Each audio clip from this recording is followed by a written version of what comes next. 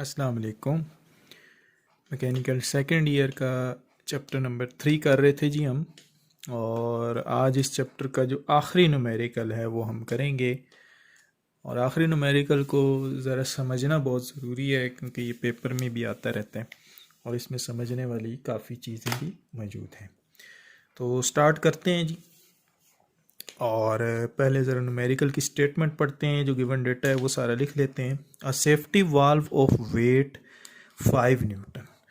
तो ये आपके सामने डायग्राम है और इसमें जो ये जो वाल्व आपको नज़र आ रहा है ना, ये वाल्व, इस वाल्व का उसने वेट दिया हुआ है।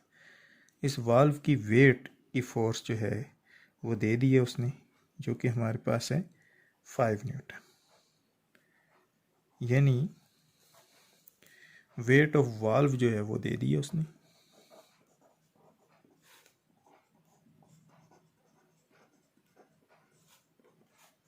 इसको W1 कह देते हैं, 5 न्यूटन।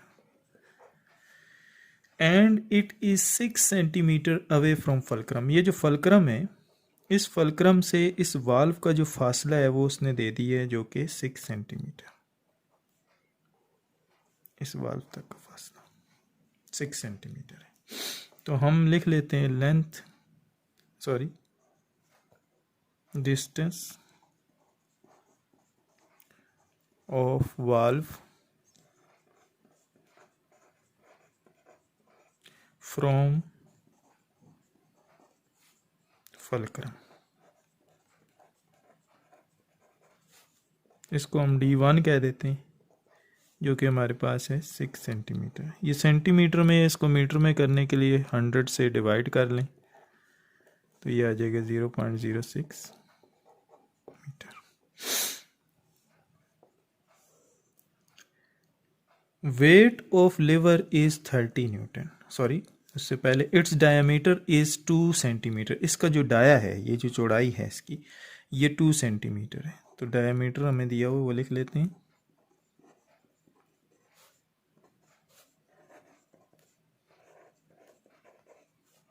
2 सेंटीमीटर। इसको भी मीटर में कन्वर्ट करें 100 से डिवाइड करके, ये चीज़ आ जाएगी हमारे पास।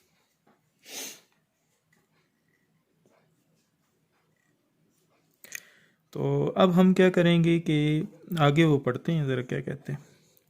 Weight of liver is 30 Newton. ये जो लिवर आपको नज़र आ रहा है, ये वाला पूरा लिवर जो है, इसका जो वेट है वो उसने दे दी है। इस लिवर की वेट की फोर्स W2 कह देते हैं, जो कि है 30 न्यूटन। तो लिखते हैं weight of liver W2 30 Newton. Its centre of gravity is 15 centimetre from fulcrum. Centre of gravity वो पॉइंट होता है जहां पे वेट की फोर्स एक्ट कर रही होती है। तो वेट की फोर्स तो इस पॉइंट पे एक्ट कर रही है लिवर के, तो इसका मतलब है यही इसका सेंटर ऑफ ग्रेविटी भी होगा। तो ये सेंटर ऑफ ग्रेविटी वो कह रहा है इस 15 सेंटीमीटर फ्रॉम फलक्रम। इसका फलक्रम से जो फासला है, इस वेट फोर्स का जो फलक्रम से फासला है, ये फलक्रम है, इससे जो फासला है वो 15 सेंटीमीटर है। तो हम लिख लेते हैं डिस्टेंस ऑफ वेट, या इसको हम जो actual word centre of gravity लिख लेते हैं,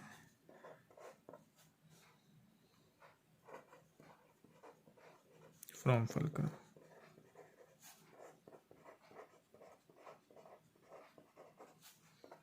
इसको हम D2 कह देते हैं, जो कि हमारे पास है जी 15 सेंटीमीटर। 15 सेंटीमीटर को मीटर में कन्वर्ट करते हैं 0.15 मीटर आ जाएगा। 100 Newton wait is 60 centimetre from fulcrum. जो 100 न्यूटन वेट है, ये जो वेट दिया हुआ है, इसको हम W3 कह देते हैं। ये जो वेट इसके साथ लटकाया गया है ये कह रहा है ये 100 न्यूटन का है। इस 60 सेंटीमीटर फ्रॉम फलक्रम, और इसका जो फलक्रम से फासला है इस वेट का वो हमारे पास है जी 60 सेंटीमीटर, इस वेट का फासला। तो जो डेटा गिवन है वो भी लिख लेते हैं अब ज़रा। मतलब ये कि जो वेट हैंग्ड, वेट लटकाया गया जो W3 वो हमारे पास 100 न्यूटन है। और इसका जो डिस्टेंस है, डिस्टेंस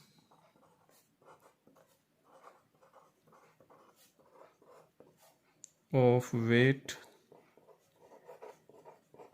हैंग्ड फ्रॉम फलक्रम, इसको हम D3 कह देते हैं। और ये हमारे पास है जी 60 सेंटीमीटर। सेंटीमीटर को मीटर में काट लें, ये आ जाएगा 0.6 मीटर। अब वो पूछ रहा है, वो पूछ रही है कि steam is just about to eject, steam जो है वो बस बाहर आने वाली है। यहाँ पे जो स्टीम है, ये स्टीम हाई प्रेशर स्टीम, ये बस बाहर आने वाली है, इस वाल्व से बाहर आने वाली है बस। फाइंड प्रेशर ऑफ बॉयलर, तो बाहर आने से पहले जो प्रेशर होगा जिस बॉयलर के ऊपर ये पूरे का पूरा सिस्टम लगा हुआ है, इसका जो प्रेशर होगा बॉयलर का वो हमने फाइंड करना है जी।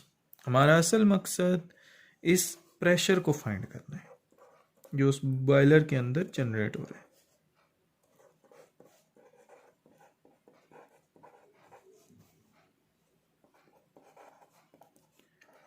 ये हमने फाइंड करना है। सो हमने इस न्यूमेरिकल में प्रेशर की वैल्यू फाइंड करनी है। यानी इस स्टीम की वजह से इस वाल्व पर ऊपर की जानिब एक फोर्स अमल करेगी, यानी the force acting on valve F, ये फोर्स अब कैसे निकलेगी जो उस वाल्व के ऊपर अमल कर रही है। तो इस मकसद के लिए हम, क्योंकि प्रेशर जनरेट हो रहा है, प्रेशर जनरेट हो रहा है तो उसके लिए प्रेशर का जो फार्मूला है वो ये होता है F/A। ये F वही फोर्स है जो कि इस वाल्व के ऊपर अमल करेगी ऊपर की जानिब। तो अगर आप इसकी वैल्यू निकालना चाहते हैं तो A को दोनों तरफ मल्टीप्लाई कर दें। देखें प्रेशर की वैल्यू हम डायरेक्टली नहीं निकाल सकते, हम कोई एक ऐसा रिलेशनशिप निकालेंगे जिसकी मदद से हम प्रेशर की वैल्यू को फाइंड कर सकते हैं। तो हमारे पास जो F की वैल्यू बनी है वो कुछ ये बन गई है P/A। अब P तो हमने फाइंड ही करना है, लेकिन उससे पहले हम A को ज़रा डिस्कस कर लेते हैं। The force acting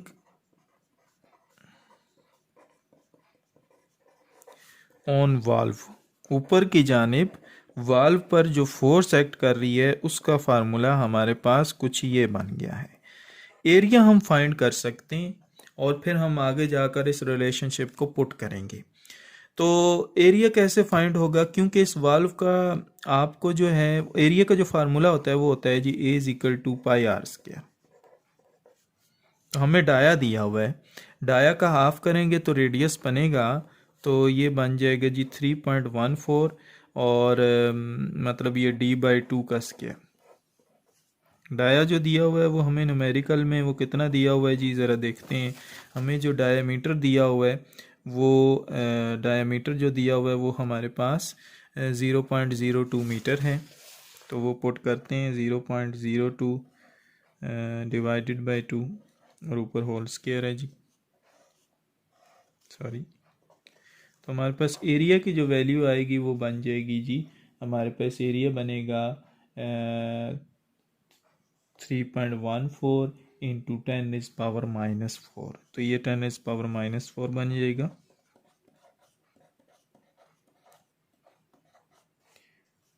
metre square. ये हमारे पास एरिया की वैल्यू आ जाएगी। तो ये जो एरिया की वैल्यू है ना, ये आप इस जगह पे पुट करेंगे, इस फार्मूले में एरिया की जगह पे। तो फोर्स एक्टिंग, उसका जो रिलेशनशिप आ जाएगा,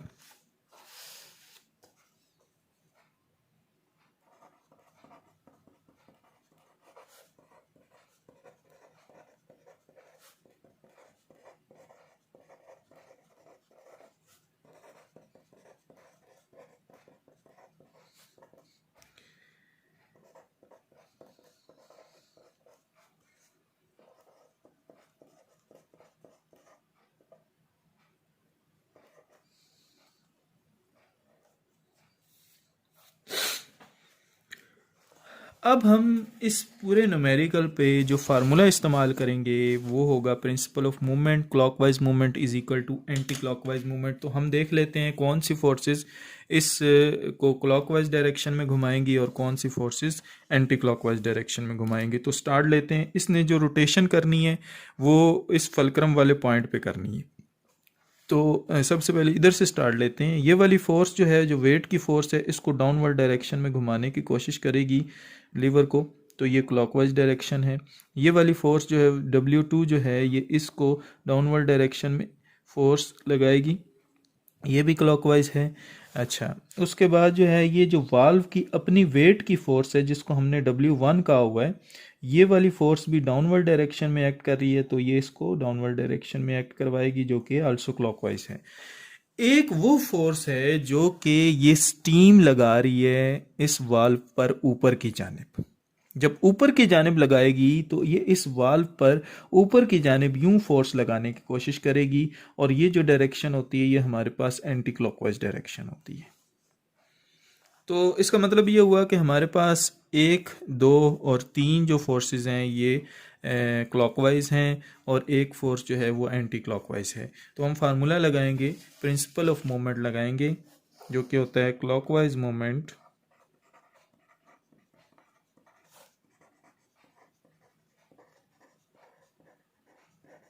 is equal to anti clockwise moment.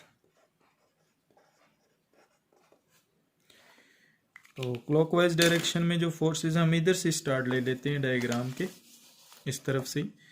तो सबसे पहली जो फोर्स है वो है जी 100 न्यूटन। 100, और इसका जो मूवमेंट आर्म है हमारे पास, मतलब फलक्रम तक का जो फासला है वो हमें दिया हुआ है, जो कि 60 सेंटीमीटर है। 60 सेंटीमीटर को हमने मीटर में किया था, तो हमारे पास आया था आंसर 0.6। ये एक फोर्स होगी।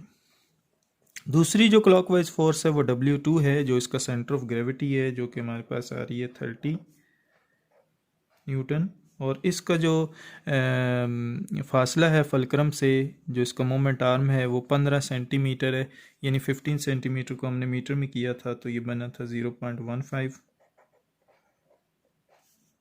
प्लस। तीसरी फोर्स इस वाल्व की वेट की फोर्स है, जो कि डाउनवर्ड डायरेक्शन में है, और ये फोर्स जो है वो 5 न्यूटन की है। और इसका जो मूवमेंट आर्म हमारे पास बन रहा है वो कितना बन रहा है जी, 6 सेंटीमीटर बन रहा है, क्योंकि वाल्व का फलक्रम से जो फासला है वो 6 सेंटीमीटर था। तो इसको मीटर में जब कन्वर्ट करेंगे तो ये आ जाएगा 0.06 मीटर होगा। ये सारी क्लॉकवाइज फोर्सेस हमने पुट कर दी। अब एंटी क्लॉकवाइज फोर्स की बात करते हैं, और एंटी क्लॉकवाइज फोर्स जो है वो सिर्फ एफ है, जो कि ऊपर की जानिब अमल कर रही है। और क्योंकि ये वाल्व वाले ही पॉइंट पे एक्ट कर रही है, तो इस वजह से हम क्या करेंगे, इस एफ का जो मूवमेंट आर्म होगा वही लेंगे, जो कि वाल्व का फलक्रम तक का जो फासला है, मतलब 0.06, क्योंकि फोर्स इसी जगह पे एक्ट कर रही है। जिस जगह पे वाल्व है उसी जगह पे फोर्स एक्ट कर रही है। तो इस हिसाब से हम क्या करेंगे कि उसको जो है वो ले लेंगे। तो अब हम देखते हैं जी, इसको आगे मज़ीद कंटिन्यू करते हैं और इसको सॉल्व करते हैं। इस f की जगह पे ये जो f की वैल्यू हमने एक बनाई हुई थी, क्योंकि हमने तो प्रेशर फाइंड करना है, तो ये रिलेशन इस्तेमाल करेंगे। तो ये आ जाएगा जी हमारे पास कुछ इस तरीके से, जो कि बनेगा जी हमारे पास 0.3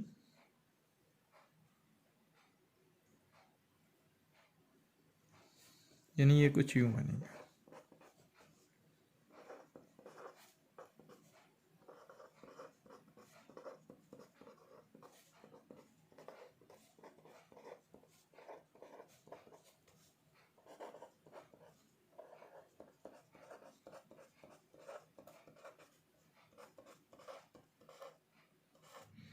तो इस P को हम अलग कर लेंगे, बाकी वैल्यूज़ को इस तरफ डिवाइड कर देंगे।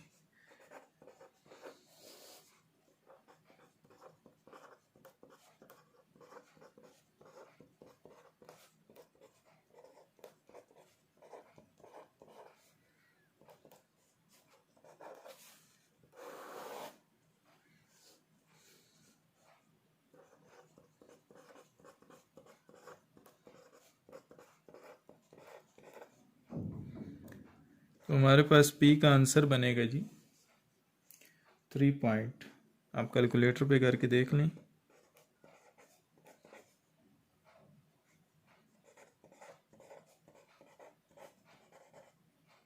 तो यही हमने फाइंड करना था प्रेशर की वैल्यू।